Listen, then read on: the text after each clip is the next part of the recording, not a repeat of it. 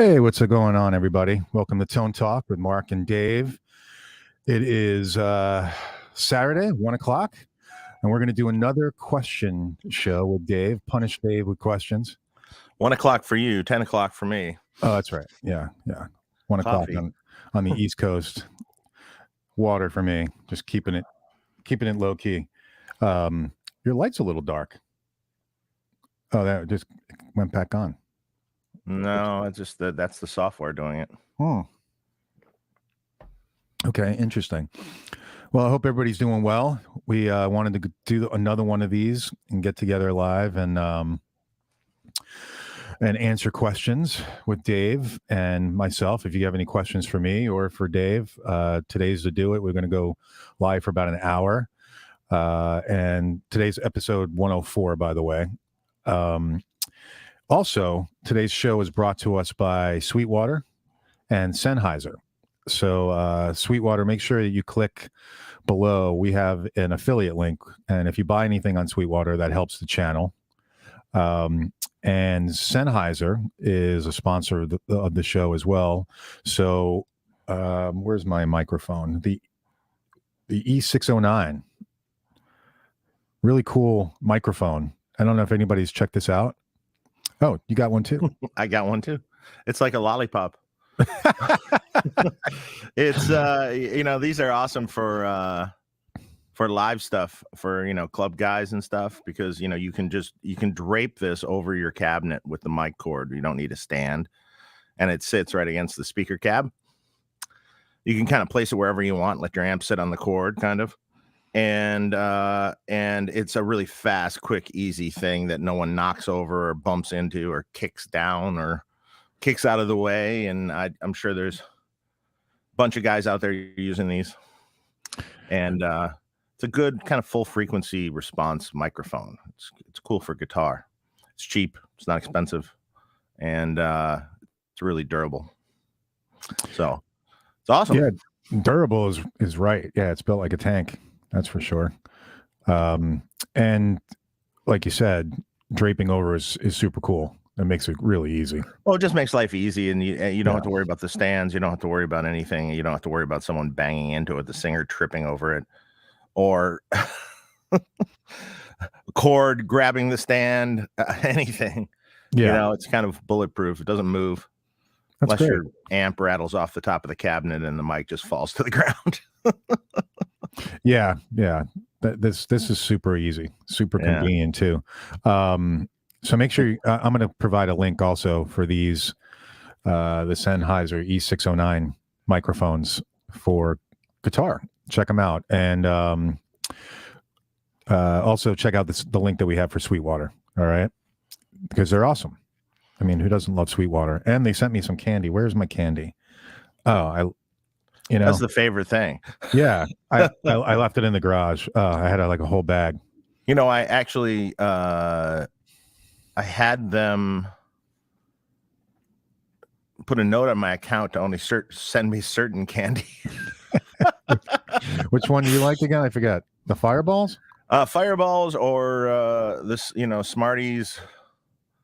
I'm scared of I'm scared of the bit of honey kind of ones, because they'll pull the fillings right out of your teeth. That is so Although true. Very good, but they will pull the fillings out of your teeth.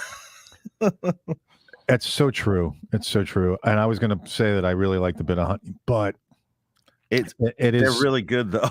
Yeah, at our age, I can pull not only a filling, I can pull like a cap off my crown right off. Right, you don't want to go through that again. So no, I don't want that. That's not a good thing. Although one of our listeners, viewers, did send me, and I'm never gonna run out of these. So did send me 250 Fireballs. Wow. It was like a a container that's like this big, this high. Or I swear to God, I'm like, oh my God, what the hell am I gonna do with these? A lifetime supply. This is literally a lifetime supply of Fireballs. Sorry, I mean, so far out of 250, we've consumed a dozen. Well, now what you should start doing is giving them away when you send out amps. Here's a fireball. Oh, that's a good idea. That's how I can get. Now I know how I can get rid of them. Yeah. Not that I don't appreciate it. So whoever sent that, I do appreciate it. That's a lot, man. I don't need to be eating that much, candy and stuff. No, it's not good. That's a big fireball. So let's jump right into the questions. So there's the first question right off the bat from Mark Aromi. Dave, what do you really think of the EVH brand amps, guitars, and products? How do your amps compare to EVH amps, tonal transformers? What Friedman amp would be along the lines to compare? I can say my feelings, but you go first. Well, I mean, I think the EVH stuff is a quality, good product. I don't necessarily think it's a bad product. It's more mass produced. I think most of them are made in Mexico. Maybe some of them are made elsewhere. And I mean, for me, it has way too much gain. I mean, on like say the 50 watt, is that the 50 watt mark next to you? Yeah, this is a Stealth 50. So on the 50 watt on the lead channel, I mean, I'll run the gain at 2. I mean, the lead channel has so much gain. I just don't believe the lead channel, the red channel. Yeah, the red channel. I actually have it on 3. It's on 3. The gain. Yeah. Okay. 2, 3. Right. Yeah. So it has so much, to me, completely unusable gain. I mean, you have such a limited threshold in there. It's like it sounds good, but it's 1 to 3. You don't have a lot of play there. And I know that's the red channel, but that's the channel that Ed used most. Did he really use the red channel? Yeah. Wow. Yeah. That I'm shocked on. I really like the blue channel the most. The blue channel's better, but they even at one point in time they even added gain to that. So I think the very first issue of the amp, the 100 watt amp, the very first one. That was great. First ones that came off the board. The second channel I thought was really great. But then he added extra gain stage to it later, and it like doubled the gain. I just don't think that much is needed. Yeah, and I think it's detrimental. I think it just leads to a less dynamic, fuzzier, buzzier sort of tone. But with that said, you can dial the amp back and it can sound really great. Yes. I think it's a good amp. I don't get me wrong. I think it sounds really good. It's a great sounding amp. Yeah. I mean, I don't really have any issues with it. It seems to be mostly targeted at more metal players. Like the 5150 also, the original 51. Which is, I find interesting. I don't think that was the initial intention. Comparison to one of my amps, I mean, like if you're taking the 100 watt, I would compare it to the BE100 Deluxe. The BE100 Deluxe does not have the same amount of gain. If you put the saturation switch on, it still might not have the same amount of gain. Right. But I actually don't believe in that much gain either. So I think as you learn, less gain is better. In the long run, less gain is generally better. Most of the classic things you're trying to emulate had way less gain than you think. Most of your players that I find use my amps, let's say, the pro guys, let's say Jerry Cantrell or something, his gains are down at 6. It's not so 6 on a BE channel and 6 on a JBE channel on his amps. I mean, that's way less than most people try to use. Right. So, right. That part of that big tone is from less gain, Yeah. Yeah. So, I mean, how's it going to be different? I mean, ours is a little more boutique-y, using a little more boutique-y parts. USA made Synergy mustard caps, Haybor transformers. Does that matter? It depends. It just part of a recipe.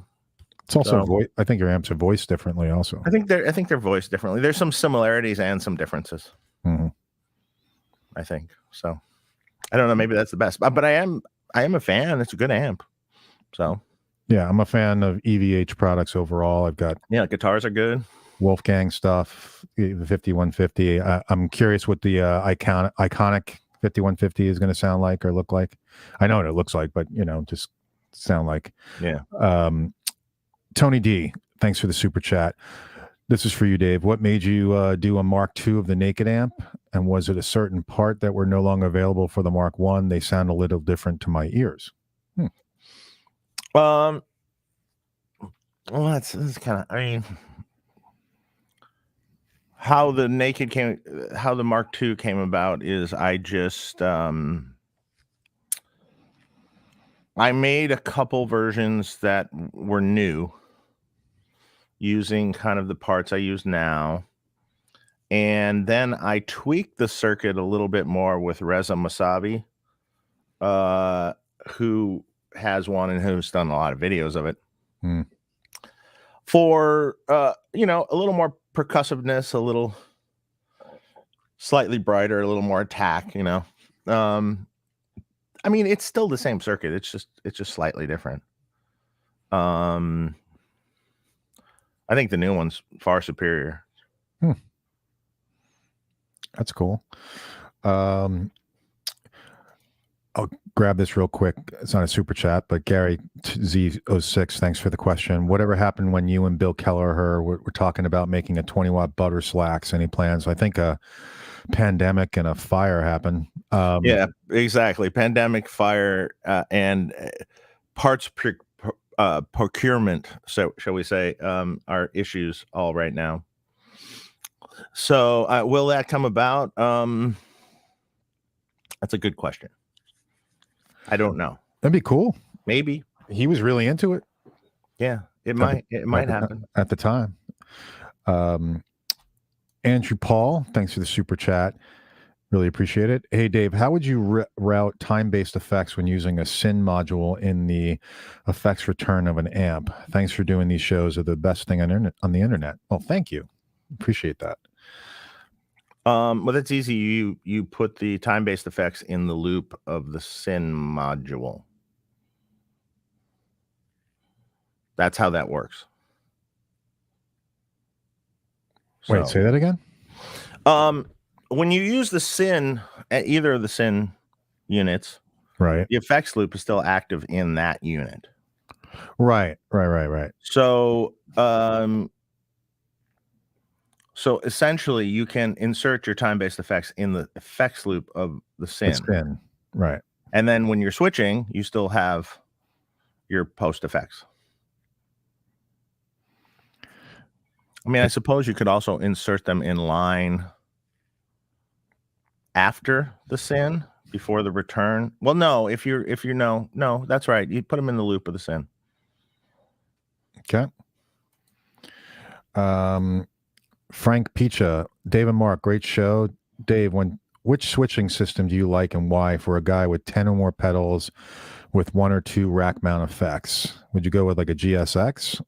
So you're talking or switching? You're talking rack mount effects because you say you have rack mount switcher. So no, I would say the RJM effects gizmo probably would be the first choice. That'll take care of all your needs. And I'm in GCX or GS. Yeah, GCX. Yeah, GCX was a great switcher that I used all the time, and still is a good switcher. It just is missing some of the modern things that like the RJM has, like muting. So there's clickless muting. Mostly that. Okay. What about like ground lifts or anything for any kind of? There's none of that. So that's system dependent, depending on what you're doing. Okay. That's why the professionals do it, like me. Right. Daryl Cousins, thanks for the super chat. Dave, what's a safe master volume level range when running a BE50 Deluxe into an aux box at 8 ohms? Any tonal advantages to running it at in the upper end of that range? Love my BE50, thanks. You tell me. Turn it up and see what you think. There's no right. I mean, you can run the amp on 10 if you wanted to, but I don't think you'll like it then. But I think he's saying safe. Is there anything? There's nothing safe. It's all safe. Okay. As long as your amp is healthy. You just have to listen. Start turning up the master volume and stop where you like it. I mean, at some point, at around 5-ish or 6-ish, you start to distort the power section of the amp. So is that good or bad? There's already a lot of gain, so it's not, maybe you don't necessarily need that. Maybe it'll start to sound worse. But, I mean, off the top of my head, I would say no more than like 6. Okay. But you can turn it up, and surely wherever you find that it seems to sound the best, it's fine. Mm-hmm. Kelvin Mack, thanks for the super chat. Absolutely love this channel. Oh, that's great. I own an Engel 4x12. Can it has a stereo mono, I guess, and it has a stereo mono switch and a through left and input quarter jacks. Can I damage the amp and cab running the through jack on mono to my head? The through jack. It has a so what are you asking? To my head? You generally come from your head. So what you mean, are you asking that if on mono and you plugged your head into the through jack, is that what you're asking? Will that harm? I don't know what they did for the switching exactly, but theoretically that's in parallel if it's a through jack. So I would think that it's the same as the other jack, only in mono. In stereo, obviously, then it becomes the other side. Like the Marshall switching jacks work different. It's 16 or 4 in mono, and then it's 8 in stereo. So there isn't a through on that. Okay. Don't totally quote me because I don't know what's going on with their jacks exactly. Swizz 871, thanks for the super chat. Hey Dave, any suggestions on what Marshall type amp and speaker I might use for a Highway to Hell era AC/DC tone? So a Marshall type amp, Highway to Hell type tone. And well, thanks for down. It's a Marshall 4x12 with greenbacks in it. And probably a 50 watt non-master volume Marshall, or JTM 45 now, and it's not very distorted. It's probably like the volume of 5. Yep. And it's just breaking up. I mean, if you're just talking newer stuff, I mean, you know, that their stuff would have been more vintage amps. So I think live Angus uses reissue super leads, or on some of the amps at least. But I think there's an older amp that it goes in an ISO cabinet that has actually gone to the front of house. So okay. All right. I'm going to make sure I don't miss any super chats before we leave today. But I think I just missed a bunch, but I'll have to go check that. Chandler, it's okay. I have a little extra time. If not, I don't have an employee coming in today, actually. Oh, okay. I thought I did originally, but I don't, unexpectedly. Okay. Yeah, I can go an extra half hour. Chandler Motorsports, thanks for the super chat. What do you look for in products you distribute through boutique amps distribution? How does a product like the JHS Banzai sit in your mix? Well, that's not distributed through. I'm not exactly sure totally what you're asking. What do I look for? All Friedman products are distributed through BAD, unless it's a total custom shop product, which I can contractually do like 30 custom shop amps a year or something.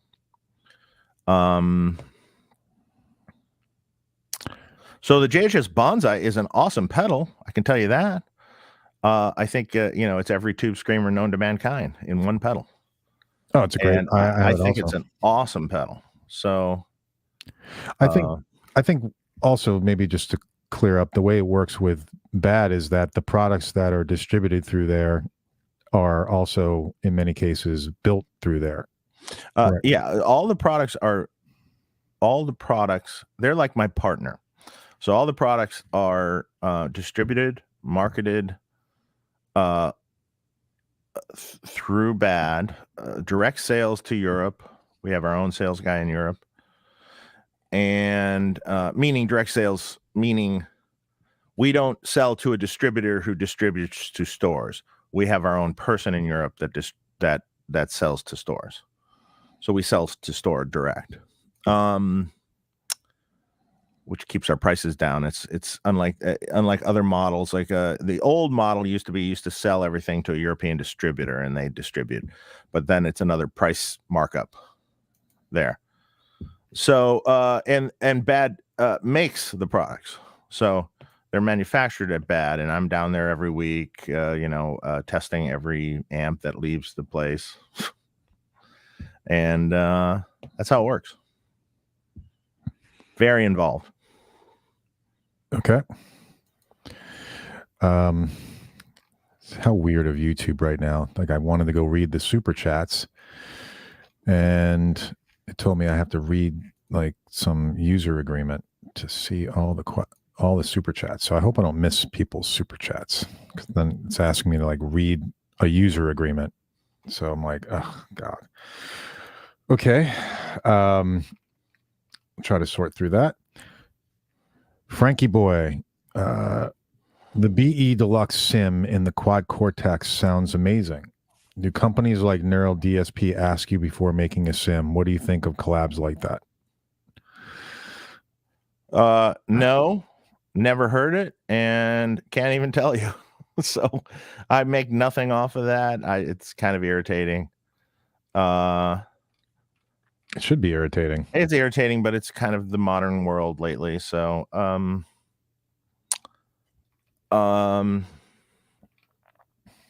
yeah. So I don't know.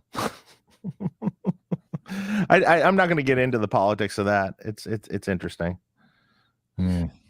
We've talked about that on other shows and stuff before.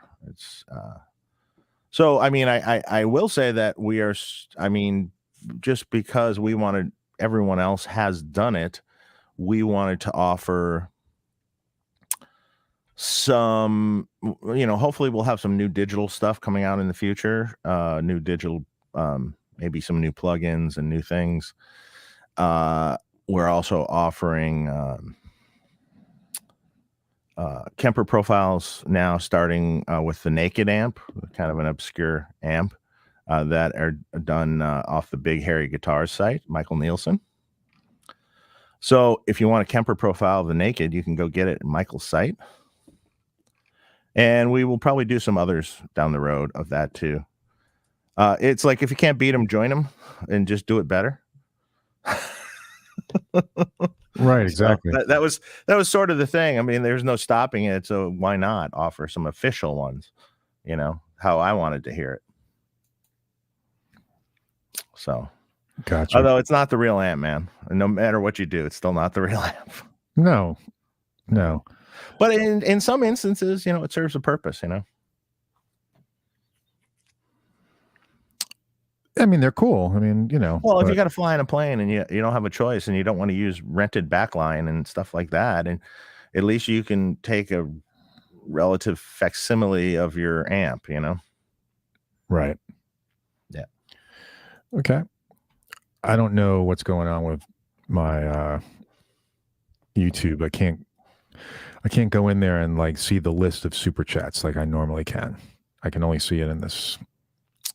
Anyway, I don't want to advertise all my problems, but I hope I don't miss anybody. Waterford Giant, thanks for the super chat. Came back to my Dirty Shirley Mini after 2 weeks out of town. Love all over again. Perfect, man. Yeah, it's a great amp. I've been meaning to get one of those, but I'm like, I've got the Dirty Shirley module for the Synergy. I'm like, do I need it? Do we need anything? No, we don't. No. But do I want it? Yes. More guitars. Thanks for the super chat. Hey guys, thanks for the show. What will be Grover Jackson's involvement with your guitars? Have a NoHo arriving this week and cannot wait. I'll also have 4 of your amps.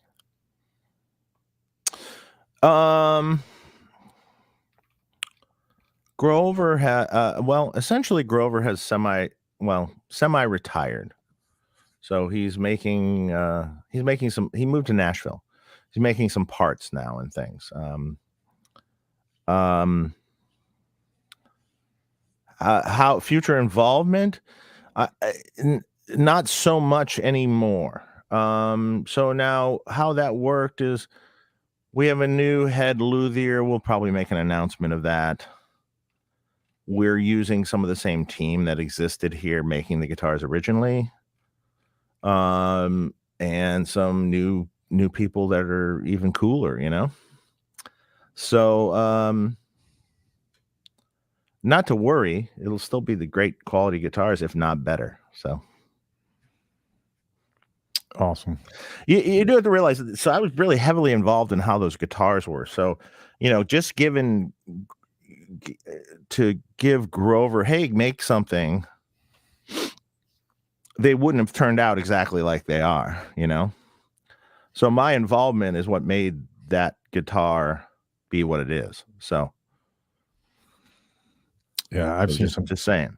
I've seen some people who are like, "Oh, you can just get a GJ2. It's like a Friedman." I said, "No, no, it's not. No, it's not. It's different. It's just a different aesthetic, a different feel, attention to detail. I was very particular how I wanted it to feel and be and how the pickup sounded and everything. So yep, yeah. I'm glad I've got both, so I can compare and contrast too. So, L. Scott Music, thanks for the super chat. Dave, you get praise for your effects loop design. Seems like a simple thing, but clearly it's not since they're a bad design. What makes for a bad loop? Lack of transparency is what makes for a bad loop. So you want to make a loop as transparent as possible with as little crosstalk as possible. I'm not going to take credit for that design. It was designed by a guy named Steve Miller. It started off as for Metro, and it was a Metro loop. Now, it was a licensed design that we used, so we didn't just take it. And since it's been tweaked some over the years. So, it sort of became more of my loop because there were some, definitely some tweaks. It's not just a standard. So it wasn't George Metropolis. Well, it was originally done for George, designed by a guy named Steve Miller. I gotcha. And then we were involved with George. We were using the loops. And then later we still wanted to use the loops. So we licensed the design. And then over the years, we've altered the design with little flaws that were in it that we felt we've improved upon. So I'm not going to say, so it's a Friedman loop now, so to speak, but I'm just telling you the lineage of it. Yeah. Well, that's cool. Yeah. I don't want to take entire credit for that. Right. No, I mean, that's how it started. Michael Nielsen says it's hard to pick which is better. Both Naked Revisions have a great mojo. Yep. There you go. Michael Nielsen. Go to Big Hairy Guitars. He's the man. Let's see. By the way, BV, if you're watching, maybe you can send me any super chats that I miss. That would really help me out because for some reason I can't get to the link there. So, but I think I'm caught up. Alex B, what's going on? Thanks for the super chat. Dave, when you did Lukather's pedal board a few years ago, do you happen to recall if he had built a built-in boost on the ecstasy drive channels engaged all the time?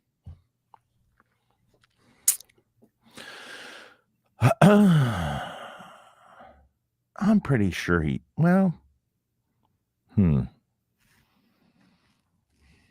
I'm trying to remember. I can't quite remember. I mean, I would think that he was using it in the boosted mode all the time and just switching channels. I think that's how it was set up. I didn't recall that you did Luke's pedal board. Yeah. I had done a larger pedal board. He still has it. Then he sized down to a smaller one even. So, well, then it became 2 that his tech did. The other one was a little more advanced. It had the delays were in parallel with each other instead of in series with each other, and the other was just a basic board. Like these days, it's just kind of a board. Maybe I forgot that you did it, but DC, thanks for the super chat. If I see a question, I will pull back to it. Oh, here it is. Is this it? No. Get Mark Kendall or Tom Kiefer on the show. I did ask Tony Higbee, who plays with Mark with Tom Kiefer. Sorry, getting the two names blended together.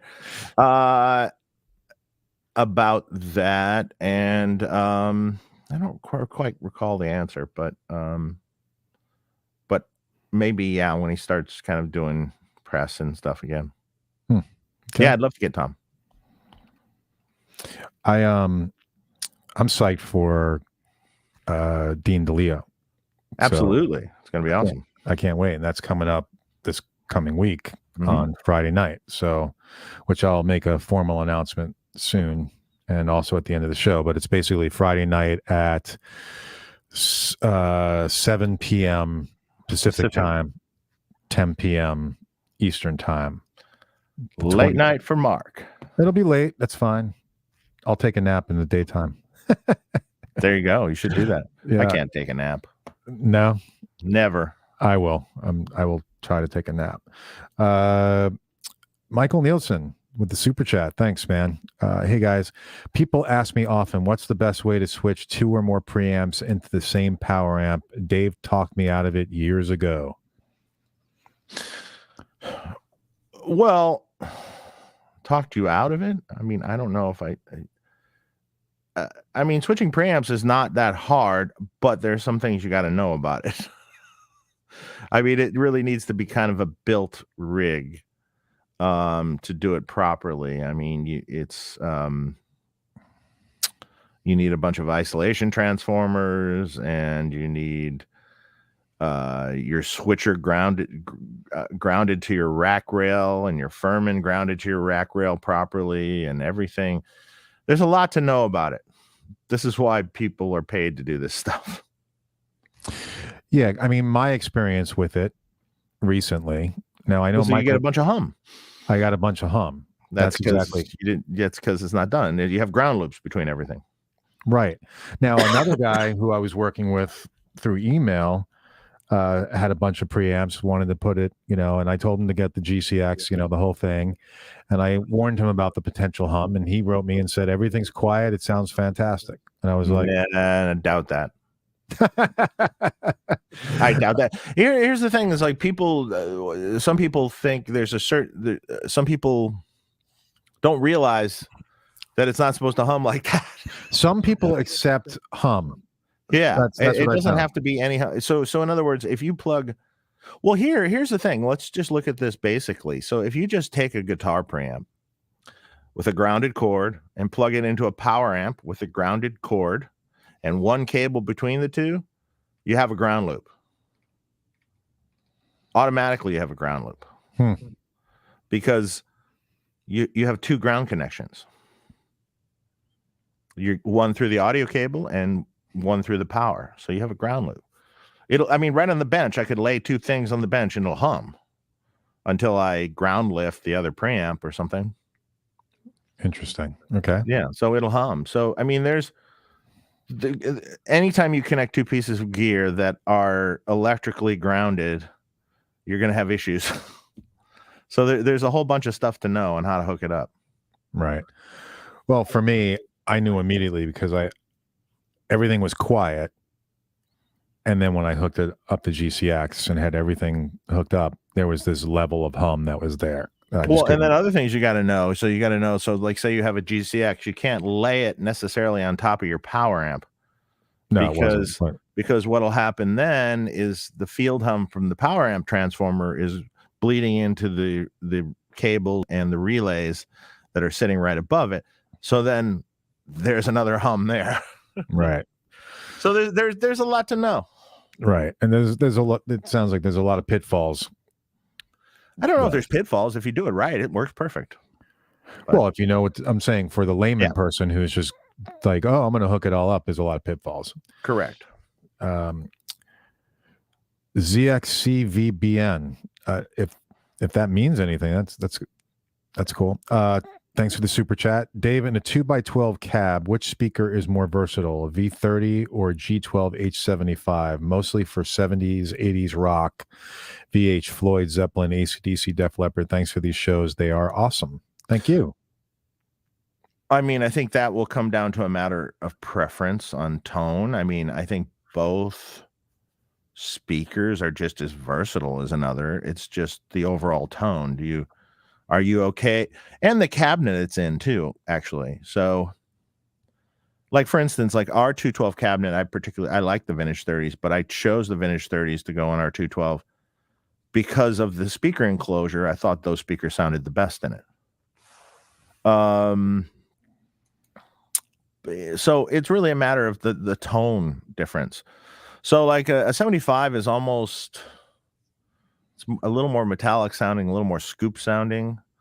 Kind of a more metallic greenback in some respects. It's not necessarily my favorite speaker, although it can be good. So another option for a 212 would be like if you want like higher powered or you're going to play bigger amps through it, is the Celestion Redback. That's more like a big high powered greenback. Pretty cool. Okay. By the way, there was a criticism. I sent it to you for the last Ask Dave show that we did, where sometimes we're like, well, it depends. It depends. I mean, this last question right here was very specific. It was great. Asked what he had his question, told us what sound he wanted. You know, it was specific enough that you can answer the question. Now, sometimes people ask questions and it's a bit vague. We don't know what kind of music they're playing. We don't know what kind of amp they're playing. And like, sometimes, and we're like, it depends. What amp are you playing? It depends. So this one guy was like, why don't you just give suggestions on, okay, well, if it was this amp, I would get, I mean, I get it, but we'd be here all day. Like sometimes, like people, my suggestion would be like people try to be as specific as possible when you ask a question. Well, I mean, I mean, it still comes down to it's a matter of preference a lot of the time. So if you say, hey, what's the best flanger? Okay, like specifically, what's the best flanger? Well, okay, for me, I will list the flangers that I like the best. So there's, and I'm not new or old or whatever. So there's I thought of another one recently. There's the Ibanez FL9, I think it was called. It was a kind of a yellow TS9 or 9 series yellow flanger. That was a cool one, actually. Right. There's a Boss flanger, probably the least favorite, but it has been used on some famous stuff.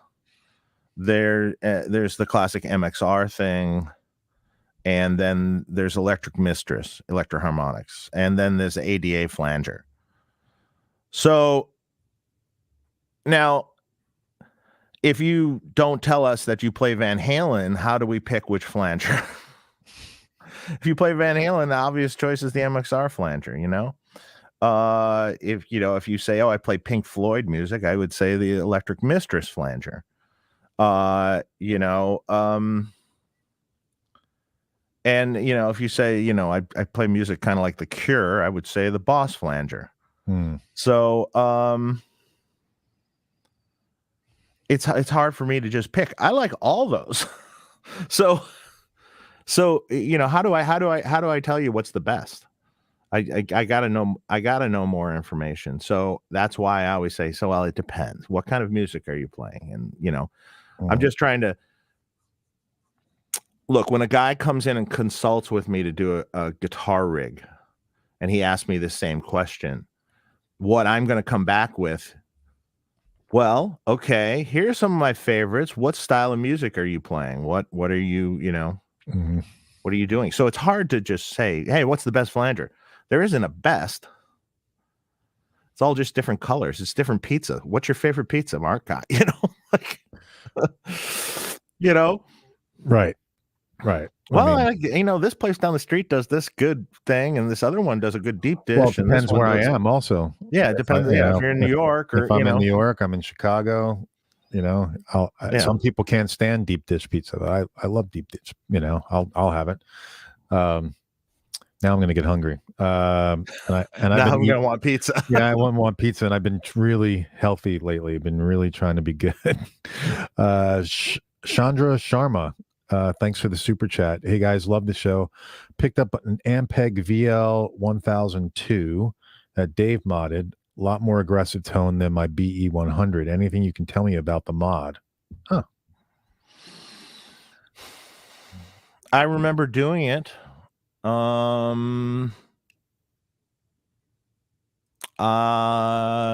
a good question. What I did. I'm not sure what I did. I'm not familiar with that amp. I don't really remember what I did. I think it has an extra gain stage where the B100 doesn't. But it depends on what B100 you're talking. Older, newer, B100 Deluxe. So, see, it depends again. It depends again. Okay, so this is the next super chat that I see. So, BV, if I missed any between the last one and this one, please let me know.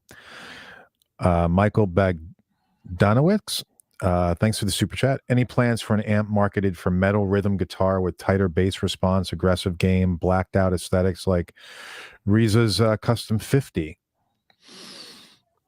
We could.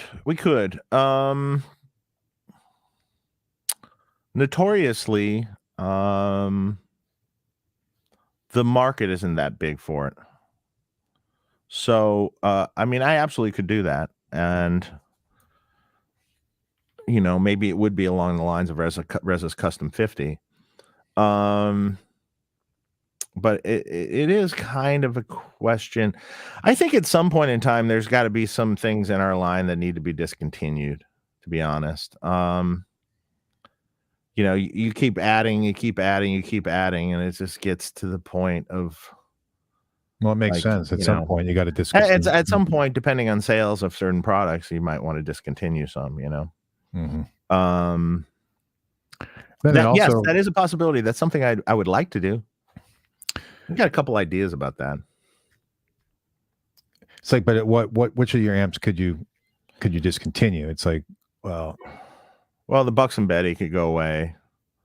That's not an amp we make very many of at all ever. Not selling that well. Well, it was pretty expensive for a clean amp, but it was a great sounding clean amp. It's amazing.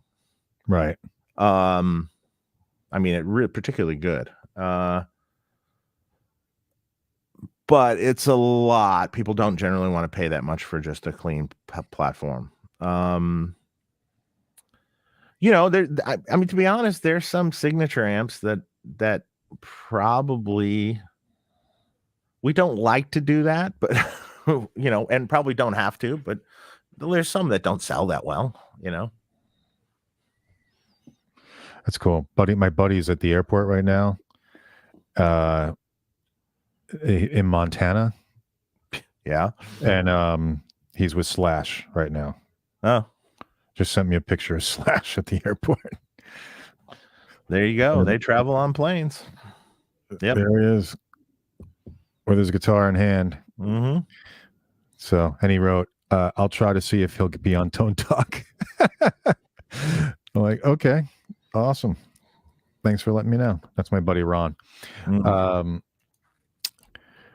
Mr. Anderson 59, thanks for the super chat. By the way, I mean, you could ask Slash one day. I mean, or would that have to go through like management and everything to get him on the show? Probably. Well, I don't know. Maybe. I don't know if he's that much of a gearhead, though. You know. Yeah, that's true.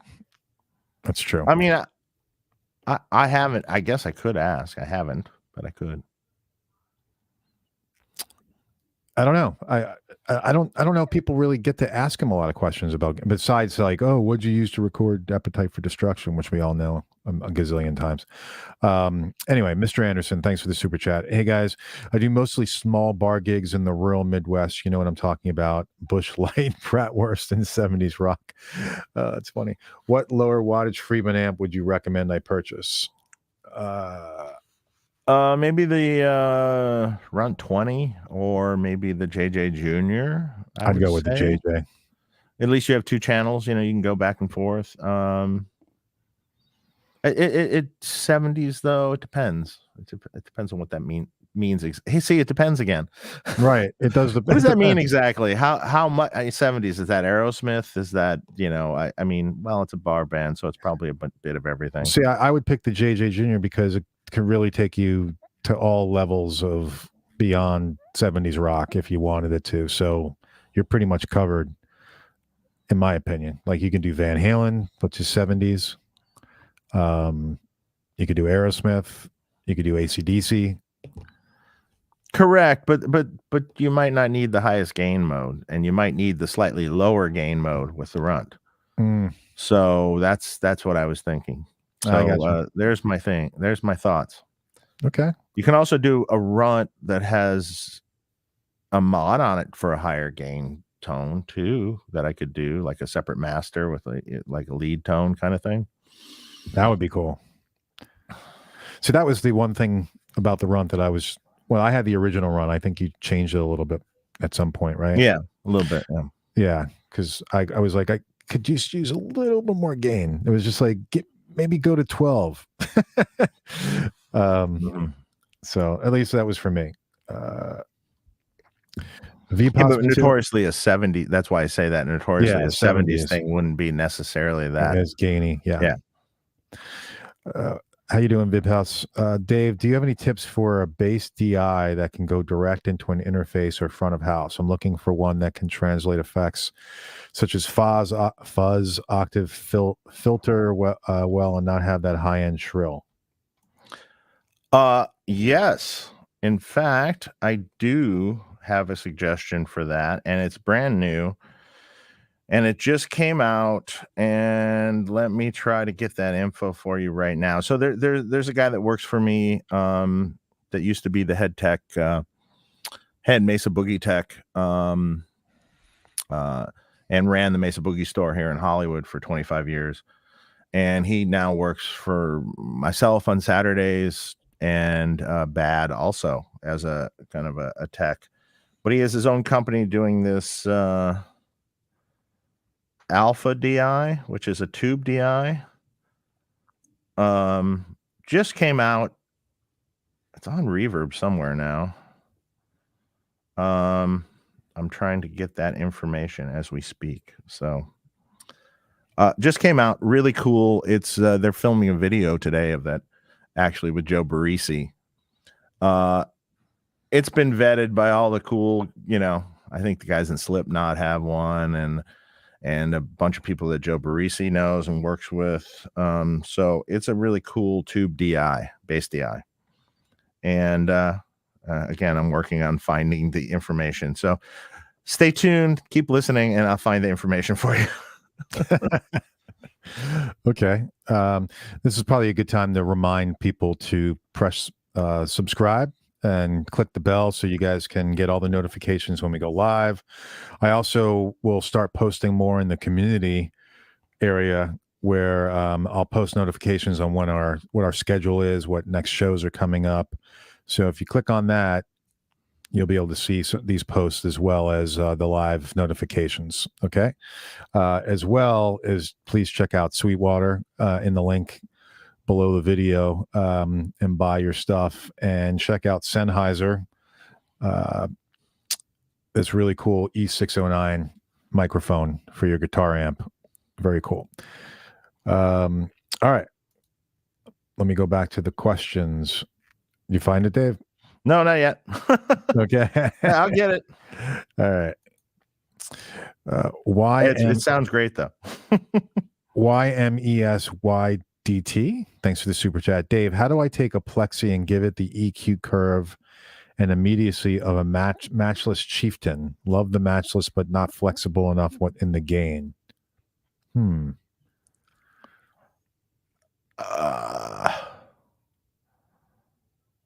That's interesting to me. I don't know.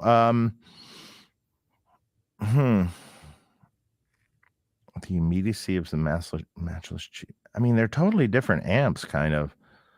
I have never had anyone ask that kind of question. How do I make my Marshall sound like a matchless? That's interesting. You can experiment with some EQs, maybe. That's the best thing I could tell you. I mean, there's not much. And plexi is a plexi. There's not too much you can do other than slightly EQ it. That's a good one. Yeah. Or do you take the matchless chieftain and make it sound more like the plexi? So, like, if you like the matchless, use the matchless and then just hit it harder with, like, say, a boost pedal like our Buxom Boost or something. Yeah, and then you can get the gain. But then you can get the feel and stuff of the matchless, but then the gain that you're asking. So, because you say it's not flexible enough in the gain, so I'm assuming it's not enough. So, I mean, that would solve that. Right. Interesting. Okay. Thanks for the super chat, guys. John Lucas, thank you. Hey, Dave, did you keep the 0.1 output couplers in Jones's super bass? I don't believe it had it. It's a later super bass, so I don't believe it actually had the 0.1 up the couplers in it. I can't quite remember. I mean, to be honest, the amp basically when you cranked it up, ran it like he did, it sounded like Van Halen, to be honest. It didn't really sound, like it sounded like a great Marshall-y Van Halen-y kind of tone. And who are we talking about here? Adam Jones. Adam Jones. Okay, I'm sorry. I was spacing there for a second on Jones. Cool. All right, so this helps clear this up. Phil McKnight mentioned the same problem about the super chats on his live stream. Seems to be across the board update. Okay. Yeah. Lovely. Some weird thing, because you used to be able to go into your channel and see all the super chat list in case you missed it during your, this live thing here. Okay, I got it with the bass DI. Okay. So it's JT amplification, Alpha Direct Box, and they can be purchased on Reverb. So if you type in JT amplification, you should find the Alpha Direct Box standard. It's $5.99, free shipping, and it's an all-tube signal path, Cinemag output transformers in it, so it's a really good quality box, and that'll take your pedals great. Done. Oh, cool. Go get them, bass players. They're good. Thomas Selmer Olson, thanks for the super chat. I wonder what country that is. What is that? Do you know? Thomas Selmer Olson. ZAR. It's some Scandinavian country, maybe. I don't know. Not sure. But Not sure. thank you. Yeah, thank you. Appreciate it. It's probably like 2 cents. I always like the interesting. I'm sure it's not 2 cents. I'm just joking, but it's always interesting when you see other currencies and the amounts. Sometimes you're like, wow, you look quick, and wow, someone gave us $400. Oh wait, no, it's $4. So I'm looking it up. ZAR. Oh, it's South Africa. Oh, okay, cool. Wow, that's cool. So what's the exchange rate? I'm just looking it up. Oh, it's not that bad actually. It's points. Oh no, it is bad. 0.068 of the dollar. No, $1 theirs is 0.068 of ours. Yeah. So it's not even 10 cents of $1 translation. Interesting. But even still, that's awesome. Your Runt design ended a 10-year search of mine to plexi sound out of a 20 watt. How did you figure out the combo of cathode bias, but with the NFB and fixed resonance, big amp feel, small iron genius? I agree. I agree. That's the thing. All our 20 watts. I mean, that's why everyone keeps saying, well, I don't like EL84s. I think that's a bunch of crap. And our power amps don't sound that way. They sound huge. And how did that's a good question. How did I figure that out? It wasn't, it started really with the power section of a vintage Marshall 20 watt, 18 watt amp, kind of started with that. And that's what I started with. So, but then with the Run amp, I added negative feedback to it with a presence control. So you just play with the stuff till you get it right, You just listen, you compare, and I would compare the power sections to the bigger power sections and try to get it, a balance. It's like you got to get the recipe right. Cool. Anthony DiCarlo, thank you. Dave and Marc, thanks for the show. I just got Synergy TS1 and TD Deluxe BEBB and 2 Notes Cab M from Sweetwater Link. Oh, thanks so much. To record my interface. Just got back into playing. What do you suggest for a next purchase? Well, get some of the cab packs that they have now, like the Lynch cab pack and the Phil X one that gives you a bunch of cool stuff. Also big hairy guitars. And then there's a couple cab packs coming down the pike from me and Pete Thorne. So get that stuff for the Cab M for sure.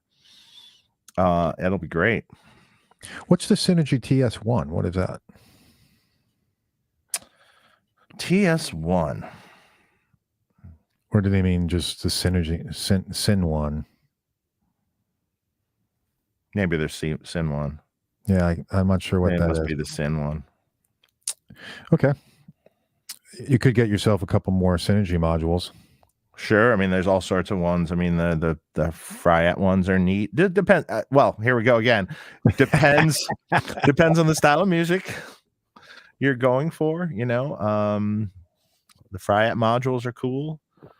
The Bogner. Oh, well, there's not a wait. There's Bogner modules. There are big Bogner ones. Yeah, those are neat. There's an ecstasy, and then the Dirty Shirley module of mine is awesome. I was going to recommend that, and then and the SLO, the Soldano. The Soldano one is really great. Yeah, and there's new modules coming, so keep an eye out for those. Yeah, good. That's good news. That's good news. It's a new one from us coming. Oh, really? Yeah. Sweet. Awesome. I'm taking this question because I really like the name Roscoe P. Coltrane. Do you remember? You ever watch Yes. Hazard? Yeah. Roscoe. As a kid. Just the name's great. Yeah. Roscoe P. Coltrane. Yeah. Is it Fayez amp the other day called the Clyde Tone? Wow, it sounded great. Anybody tried one of these? Have not. I've heard of it, but I've never tried it. Thanks for the question and cool name. What's up, Ben Coombs? Hope you're doing well. Let me get to the super chats. Jean Georges Gouaz. I did my best. Hey guys, I love your channel. Do you think Synergy will have new stuff soon? Look at I that. sort of just answered that. Yes, there's more modules coming for Synergy for sure. Stay tuned. Many more. Actually, I off the top of my head, I can think of 4 different modules, and down the road, some new hardware and all sorts of stuff. Sweet. Very cool. I love the Syn 5050 power amp. Yeah, that's great. It's great. Yeah, that's great. Also the kind of the Fryette version also is awesome. That's got a few more features Mike Torum was telling me. Their voice slightly different. I mean, I think it sounds really good.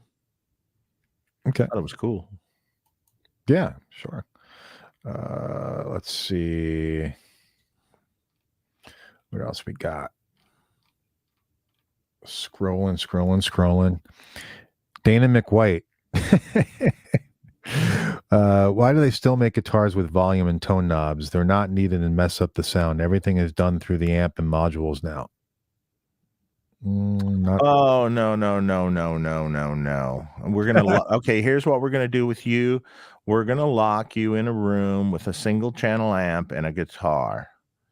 And here you have to get all your tones now. I totally, absolutely disagree with that. And you should be locked in a room with a single channel amp and have to deal with that. Because there's so many tones you can get with just rolling your volume knob off alone. I'm not a huge tone knob user, but there's also stuff you can do with that's cool. And you know, it does depend a lot on your music that you play, but you have to, there's dynamics and you got to learn the dynamics, and using a volume knob is very dynamic. If you played live, most people who play live with a band know to use their volume knob because that's how you get the dynamics, and you can change. I mean, I was never one of those guys, like if I wanted to go from clean to dirty, like if I was doing a song like Bad Company or whatever, and it went from clean to dirty, I usually would not do like a clean channel, then go to a dirty channel for the 2 different parts. I'd roll my volume down to get the clean part, and then, you know, this is where less gain comes in too. Right. You know, like for instance, like you have a plexi style amp and you're cranking this amp. Okay, even if you're using with an attenuator, let's say, or like a Fryette power station, there is so much dynamics that you can have with that. It can go from icy, sparkly clean to full-on raging distortion with just your volume knob. So the volume knob is very, very, very important. Yeah. Agreed. And not to mention, you have to learn how to control your rig too. So, you know, like if let's say you're using a lot of gain, you got to learn how to control that at a reasonable state, even if it's at a reasonable stage volume. If it's at a loud stage volume, you know, if you don't know what your volume knob is, you don't know how to control it, it's just going to squeal on you. Now, to the point of this guy's question, you can get this guitar from PRS if you want, which is, hang on, let's see if it comes through. So it has no volume knobs, no Isn't pickups. that an acoustic? That's what you would call an acoustic. Yeah, but the bridge is a piezo. Yeah, it's acoustic electric thing. And yeah, and there's no knobs on it also. So. It's weird. And that's a private stock. Someone paid like $12,000 for that, which is insane. Fret Level Midnight. Please ask Dean about his Henry Rollins bathroom story. It is hilarious. Okay, we'll have to remember that one.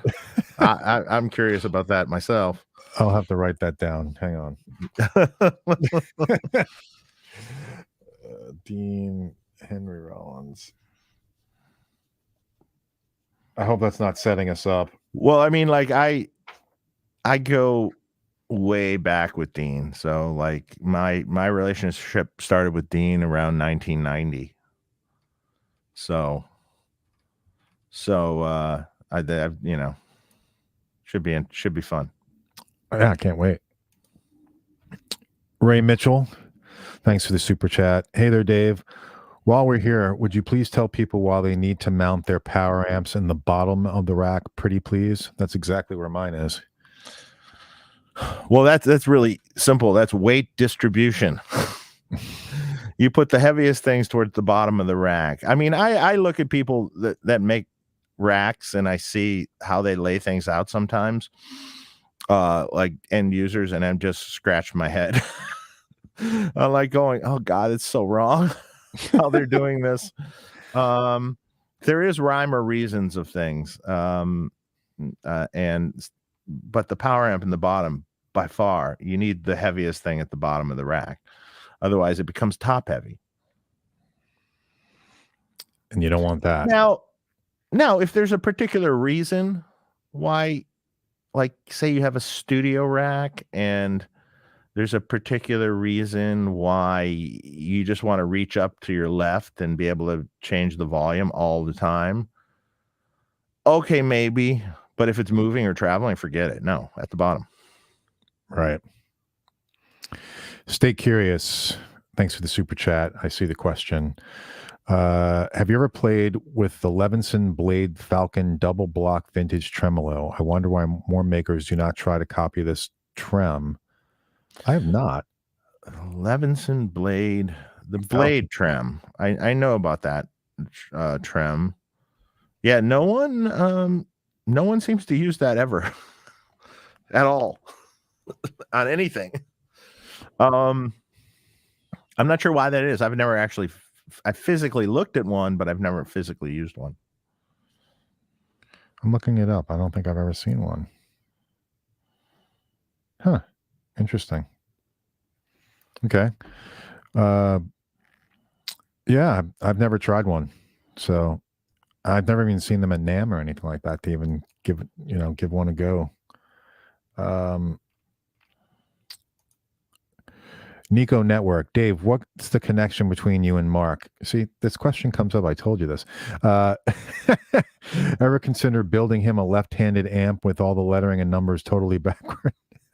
Oh, that would be fun. I'd take it.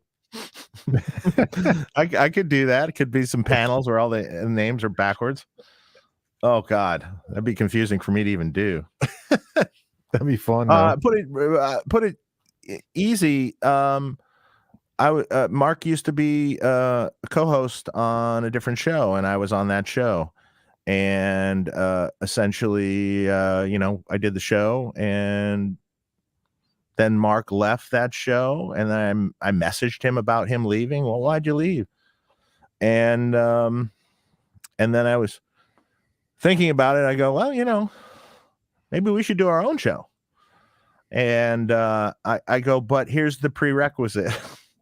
The prerequisite was I don't have time to do any of the basic logistics of the show. I can't run the show.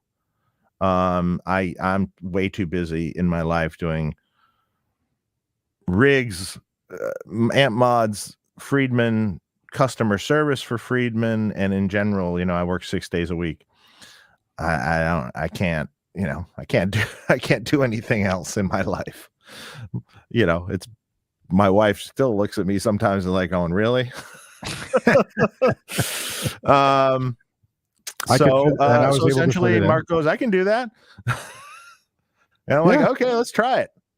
And the irony was I was out. Like I wasn't going to do YouTube anymore. I'd only done it like for 6 months on another show, just talking solely about mostly Van Halen. And after that I was like, I'm done. I'm not going to do this anymore. And when you asked me, I was like, really? You want to do a show? Okay. Tell me more. And are you serious? Like you really want to do it? So yeah, that was over 100 episodes ago and 4 years ago. So yeah, and it's been great. That's how it worked. That's how it started. So Mark works hard to get all this going and keep it going. So if it was left up to me, Jesus. You'd have a problem. You wouldn't be seeing very many shows. No, it worked out perfect. Worked out Yeah. perfect for both of us. So, and I think everybody who watches the show enjoys what we do. So I appreciate everybody who watches. And for those who don't enjoy it, well, Don't watch. don't watch. Exactly. Simple. Exactly. All right. Next question. And we got 20 more minutes. Timothy Pierce, where can I sign up for the free fried egg amp class? This isn't a thing yet. It's not a thing yet. Yeah. It depends on if I can talk Bruce into it. So hopefully it'll happen. We'll see. Yeah. Okay. Now I'm back to the bottom here, and let me scroll back up and see who I missed. If I missed anything. Okay. Yes. Craig Tomlinson, I get not using the one spot PS daisy chain because of ground isolation issues, but are they acceptable for use with a single pedal? If not, now I love one spot products, the bigger power supplies. But for some reason, and in fact, I'm going to ask him this one day because I sometimes use the other power supplies and I buy stuff from them.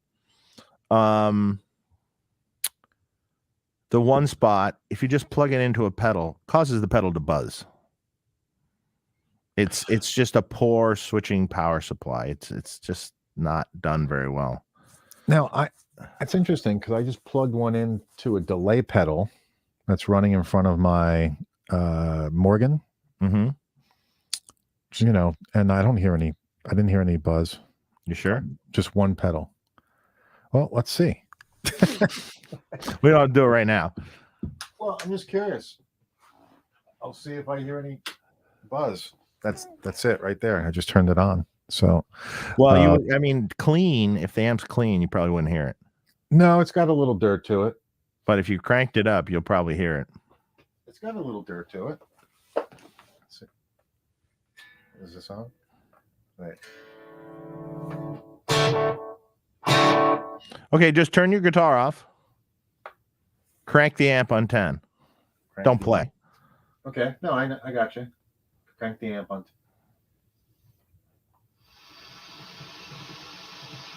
Yeah. Now pull the input cable. You're 100% right. Well, I mean, I'm hearing some. Is the delay off? What delay is it? Boss or something? It's a Keeley. Is it off? No, it's on. Okay, turn it off. It'll Now still it's do off. it with it off. And then pull the cable in and out. No, it doesn't make a difference. With it on, it makes more of a difference. Okay, well, maybe it works. I mean, like if a certain pedal filters something a certain way, maybe it'll work. But a lot of times they don't work. I've had issues with them in the past, unless they change the design and it's like improved now. Well, this one's old that I have, so it's an old one. Yeah. So who knows? I mean, honestly, if you have multiple pedals and stuff, I mean, I personally would just get one of their other power supplies. Yeah, I would definitely not daisy chain. I usually just use a one spot. Definitely don't daisy chain. Yeah. Yeah, that's for sure. Yep.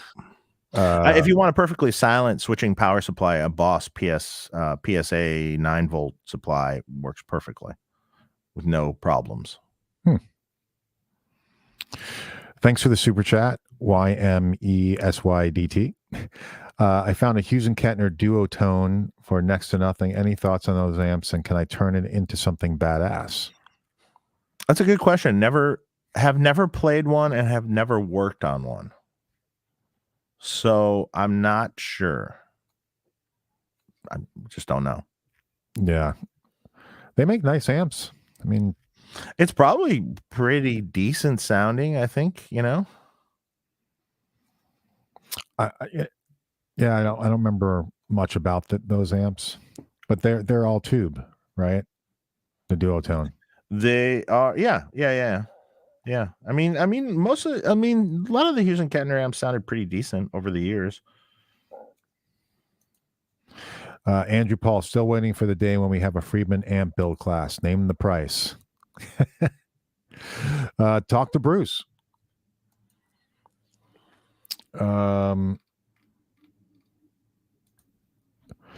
Just can't shred. I love that. That should be my name also. I just can't shred.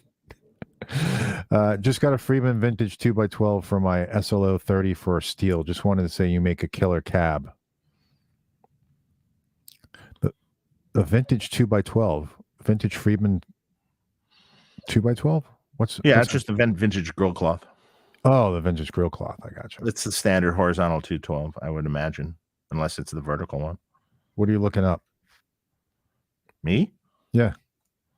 I texted someone that texted me. Oh, I got you. Okay. Dirty Shirley module for sure. Seriously. Yeah, it's really awesome. good. It's great. It really is great. I just plugged it in today, as a matter of fact. Let's see what else we got. Tone Skill legit. Tone Skills is legit. I know you modded Reza's Monomyth JCM 800. Thoughts on Monomyth amps? I think that might be the only one I saw, but it was based on a pre-tone stack Jose master volume Jose amp clipping diodes along the lines of Fortin, along the lines of Cameron. That's essentially what it is, or at least the amp that I worked on. So I mean, it sounds like that sound. So I don't do in my amps. I don't use that pre-tone stack master. I don't do that thing. Can I play a Dirty Shirley combo at bedroom levels? You can. It sounds a little bit better, more opened up, maybe, but you can. Sure, the master volume works well. Okay. Stephen Mossy. I like how these are different colors. I wonder why that is. Best speaker replacement for the Blackstar HT40 replacement. Best speaker replacement. So that's a combo, I'm assuming, in a 12-inch speaker. Oh boy. Well, you need something that'll handle. I'm assuming it's a 40-watt amp. So you need something that will handle enough wattage at least. So, well, I mean, probably a Celestian I would pick. Probably could be a vintage 30, could be a Creamback 75 or Creamback 65, could be maybe even a Redback Celestian. I think those are probably all the best choices. They all sound different. So me knowing what would be the best for that particular amp, I'm not overly familiar with that amp. So in fact, I've never played one, so I'm not familiar at all with it. Yeah, I mean, I played. My cousin had one. I'm looking at it right now. I think a vintage 30 would sound really good. Vintage 30 might be good, or if you want a little more warmth and stuff, maybe the Redback actually is a great speaker because it's got a nice kind of creamy top end. Interesting. Okay. Mark Lavinish, thanks for the super chat. Would your custom shop make me a 3-channel preamp with 3 active channels, BB, BE 100, BB for wet, dry, wet? If so, how do I contact them? Buxom Betty, BE 100. Well, there's 2 Buxom Betty channels. Maybe he meant, I'm not sure what he meant. For wet, dry, wet. Well, you can email me at friedmanamps at gmail.com. And maybe we can clarify exactly what you want more. You say a preamp. I mean, I'm not saying it might be possible. Sure, maybe. I haven't done that yet. I've been meaning to, but I'm not saying anything's technically possible. It just depends on the time. If I have the time to do it. And also if you're willing to pay for it. That's always key. Gabe Caceres. I don't know if I said that right. What synergy module will get close to Slash's Appetite for Destruction amp tone? Great show. Thanks. I'd probably say the BE module. Maybe the JCM800 module. That might not be enough though. I was thinking the Plexi module. Oh, actually the Plexi module would probably be good. Yeah. Because that has enough gain on it too. Yeah. Plexi module could be really good. Yeah. That might actually be the best choice for it. Seeing Stematic, thanks for the super chat. I'm sure it's somewhere here. Here it is. Dave, do you have any interest in high-powered, clean Friedman amp style amp, a la Two Rock Steel String Singer? Well, I mean, high-powered. What's high-powered? I mean, we made one that didn't go over so well. The Buxom Betty. I mean, it was like a 60-watt amp. It was very loud, pretty clean. But are you talking even like a 100-watt amp that's totally clean kind of thing? I mean, I don't think it'll sell that well for us, frankly. Okay.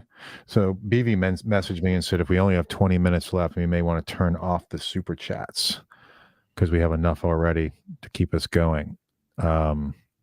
I have no idea how to do that. Let me see if that's even possible. How do you do that? That'll take me forever. Even well, let's just keep answering super chats. Yeah, I have no idea how to do that, BB. So we'll just keep going. Let's see where else we got. Jamie Stevens with the super chat. Thank you. What did you ask? Let me see if I can find it. I don't see it. Jamie, was there a question?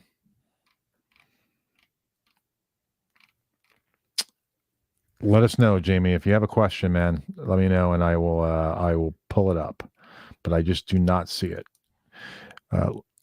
Leonard Rodriguez, how's it going? Thanks for the super chat. Dave, your NoHo 24 is unique. I've never played one. Can you talk about its design and tone and why you decided on the short scale and wood?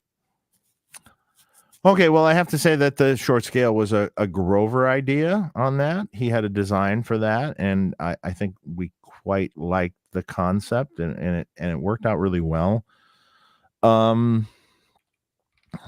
As far as the wood choices, well, there's several wood choices there, but generally a maple top guitar, I always tended to like a basswood back, with guitars that have been around in the past. So, I think the maple kind of gives the kind of attack and snap to the basswood that the basswood normally by itself doesn't have.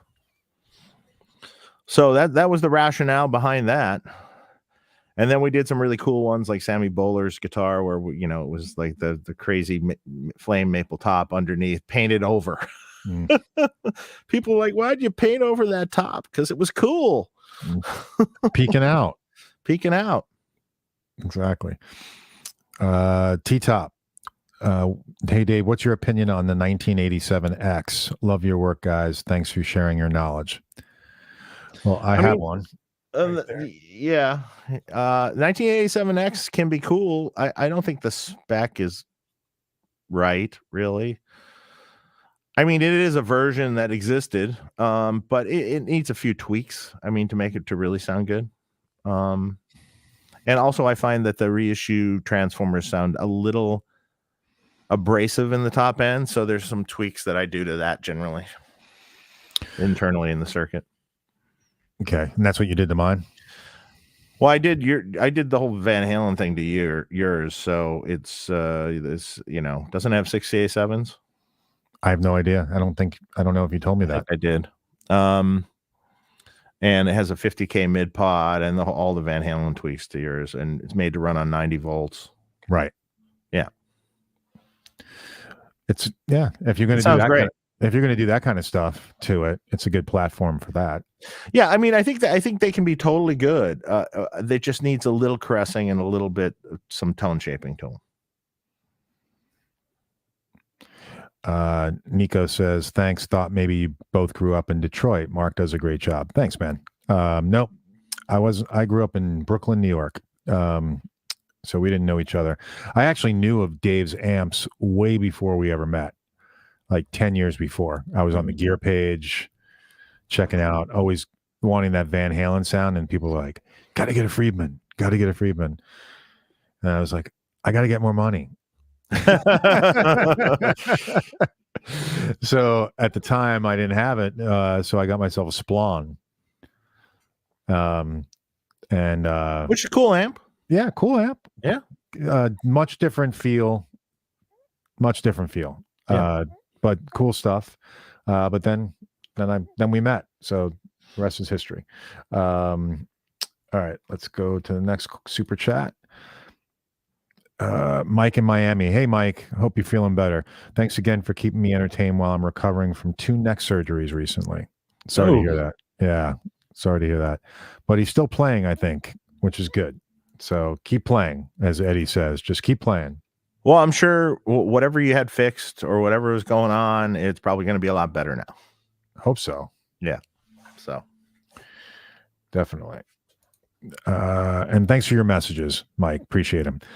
Stephen Massey, thanks for the super chat. What would be the best speaker replacement for? I thought we answered that.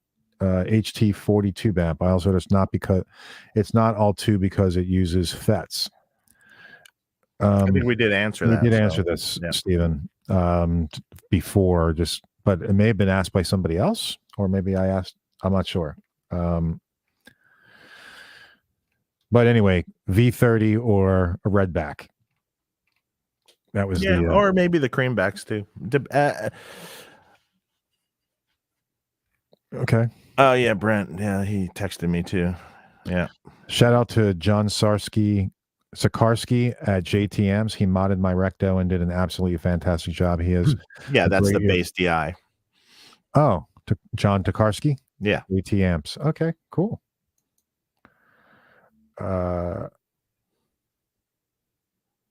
What is this? Mark, different colors are just about the amount donated. Oh, interesting. Had no idea. So like if you donate a lot of money, what's the color? Let's find out. I should just ask the super chat to us, and then you can send me back the money. Like if you send like $1,000, what color is that? Adam Wright. I don't know if you had a super chat. So let me know, BV, if you see these missed questions from folks, because I don't see the actual question. And I know how that can happen. Like when you ever do a super chat, Dave, on YouTube? No, I just see the super chats in the comments here. Yeah. But if you go to do a super chat for a channel, it's possible that you can miss where it says putting in a question. Yeah.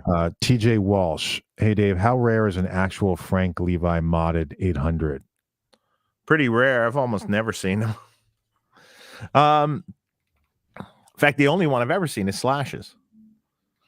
So it's really just taking an 800 and slightly tweaking some specs in it. So it's just slightly adding a little more gain and a little more brightness and stuff. Okay. I just want to make sure. John Deshane, if you had a super chat, let me know, because he says to BV my super chat. So if there was something we missed, let us know. Mike in Miami. Dave, thoughts on Delil 4x4 deluxe amp cab switcher to switch a few amps, using a PS100 in the attenuator loop and using it for master effects loop and volume attenuate for all amps. No need for MIDI. I mean, I know of these products. I just don't know how they're accomplishing what they're doing with them.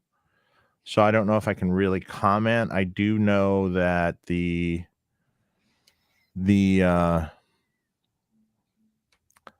well, for what you're asking with the effects loop and stuff, and then the cab switching, there's also another company. I think Ampete has addressed that in some of the switchers, and they will more in the future. Ampete's probably an excellent company, but they haven't had the attenuator loop. The one that I know that has the attenuator loop is the K&E one from Switzerland, and they make a small one. It's like a half rack space. I think that's 4 and 4. It's pretty much exactly what you're describing, and I know that works properly. Okay, look them up. Jeff Rock. I have a Sir Ombre. I was looking to attenuate it, and John recommends a load box and the second speaker out to scrub about 3 dB. The Ombre is safe at 4, 8, and 16 ohms. Can most amps manage this? Using the load box and the second speaker out? Yeah, you can do that. It will attenuate a little bit. Sure. For me, I have an Ombre, and I just put a Dr. Z brake light on it. Yeah. And just dialed it back a couple notches, and it sounds great. So yeah, I mean, the Dr. Z air brake works well. It is a resistive attenuator, but knocking it back a few notches, you're not really losing that much. And if anything, you're just losing just a touch of top end. And you can dial which you have plenty of top end back in the amp. So right, you're not running it the top end at max anyway. At least that's how I do it. Yeah. So there's a couple of super chats I missed. John Deshane, thank you. Compressor for my BE100 Deluxe running quite clean on a plexi channel, low gain in the BE, Cali stacked for Gilmore Knopfler type stuff, clean into feedback. Okay. Well, some of the compressors that I've liked a lot over the years are the Keeley Ego compressor is cool. The Wampler Ego compressor is cool. The Keeley Dynacompi compressor is cool. Can't think of what it's called. There's a Exotic SP compressor that is really small and quite nice. And also there's an MXR one that's really neat called the Studio compressor, I think they call it. It used to be the bass compressor, but it's called the Studio compressor now, that it's supposed to be more like an 1176 sort of. Those are some of the ones I like the most. Okay. You're gonna have to experiment a little to figure out which one of those accomplishes exactly what you want to do. I mean, maybe start with the MXR Studio compressor, maybe. Okay. Adam's question: what's your favorite simple reverb pedal? Also, what pedal takes a twin sister into BE100 territory? Thanks for answering my email about a matching twin sister cab this week. Okay, the twin sister into BE territory, the Buxom Boost, man, that would totally tweak it any which way you want it. You can tighten it up, you can add more gain, you can make it a treble boost, you can, do whatever.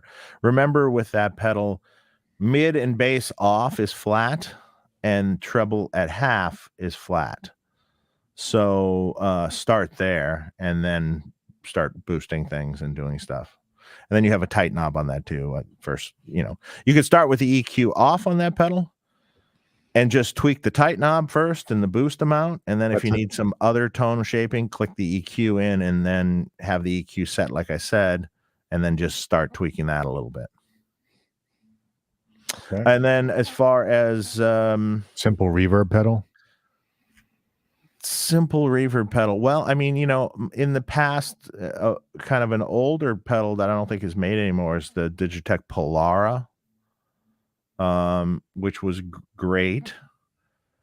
Any reverb pedal from New Neighbor, the wet pedal or any of their reverb pedals are awesome.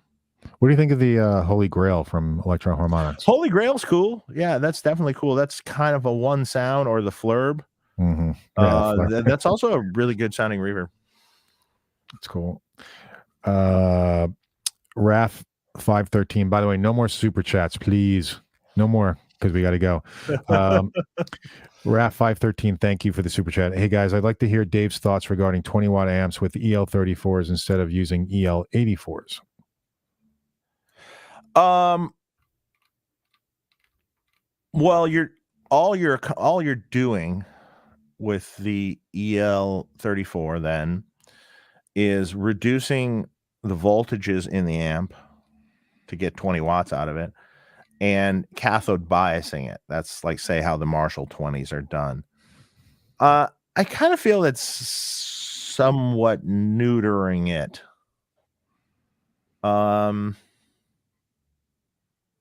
It works. The tube has a slight bit more headroom. I kind of prefer to use the EL84s, actually. But it depends on what power level you really want to get out of it. Like, you say you wanted to get a little more, you'd have to use a bigger tube. The EL84s are only going to get you about 18 to 20 watts max. Okay. Cars in Depth. Favorite noise pedal? ISP Decimate is great. Yeah. The MXR SmartGate also is great. Yeah. It depends on if you want to do the pre or post thing. Like the Decimator has a pre path that's like a gate key input, essentially. I don't know. You know, the funny thing is, long time ago, we used to see noise reduction in rigs all the time. And I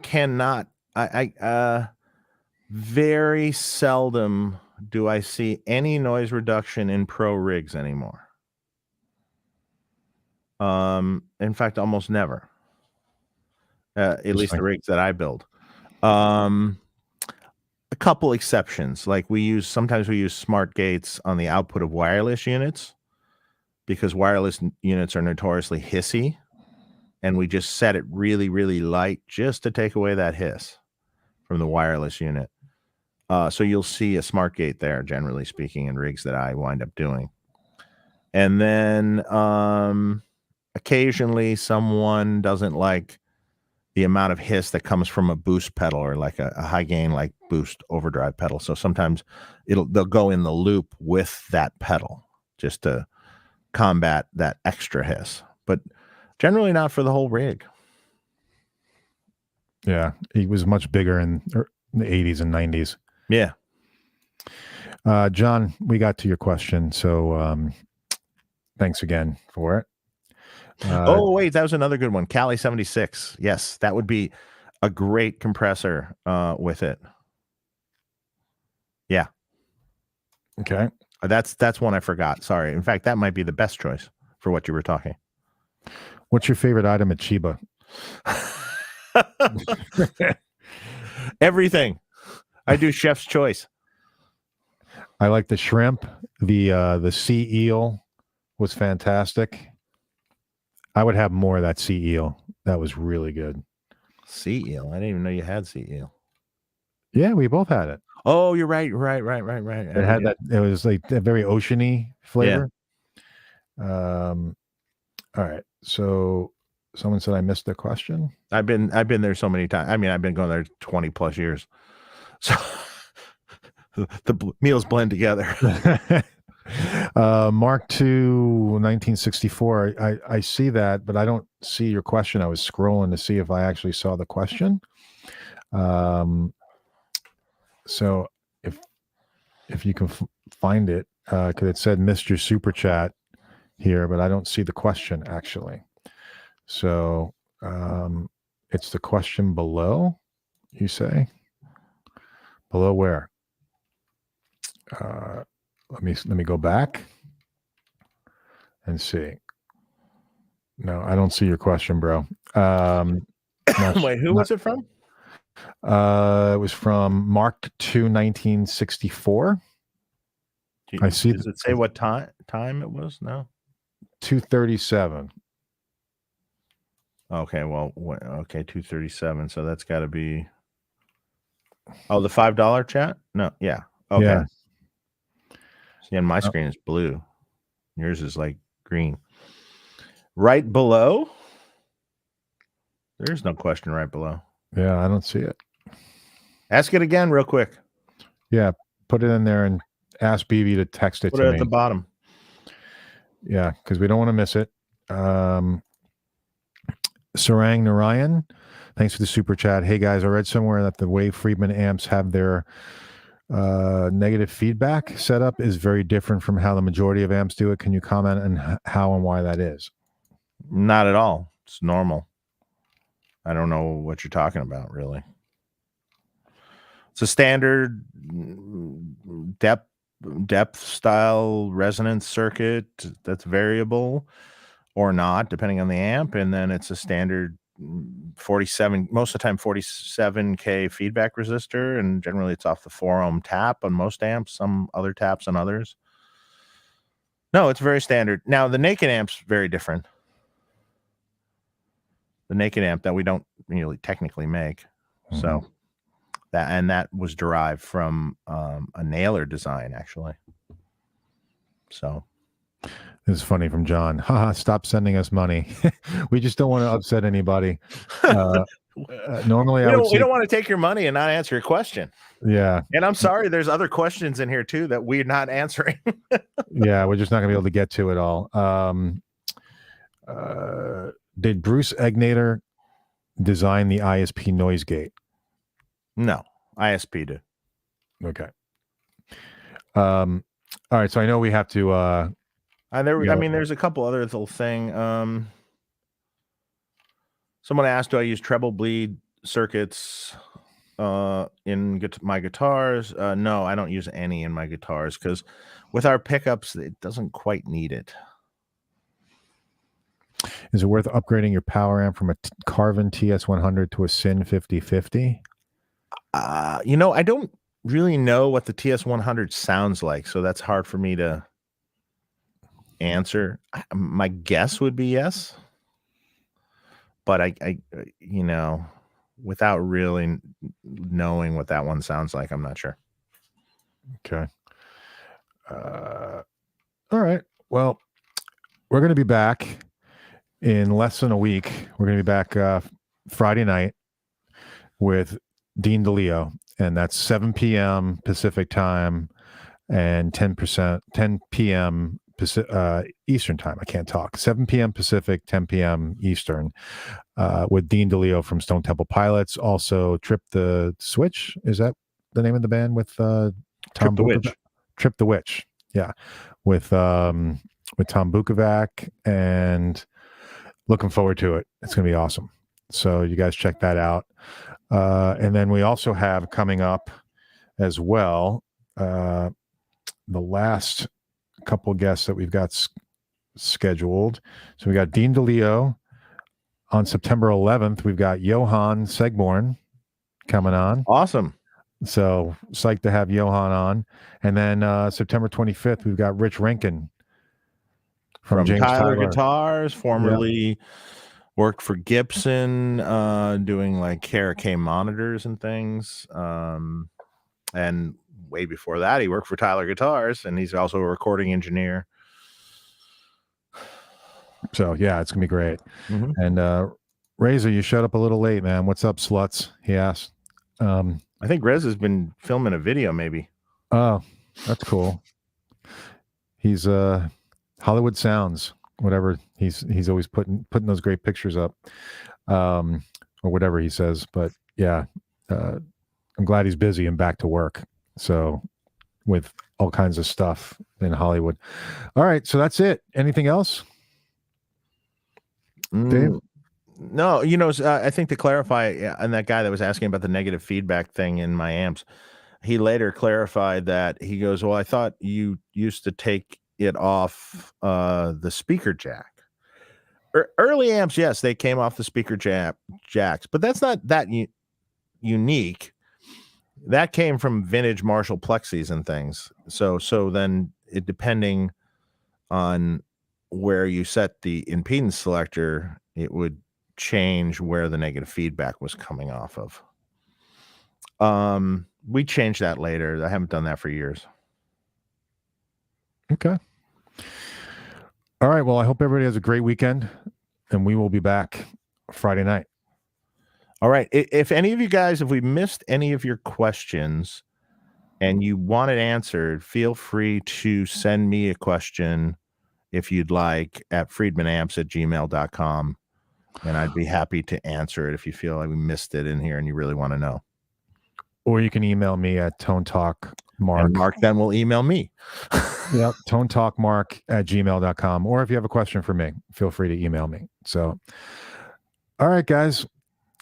Thanks for hanging. Awesome. And we'll see you soon. See you later.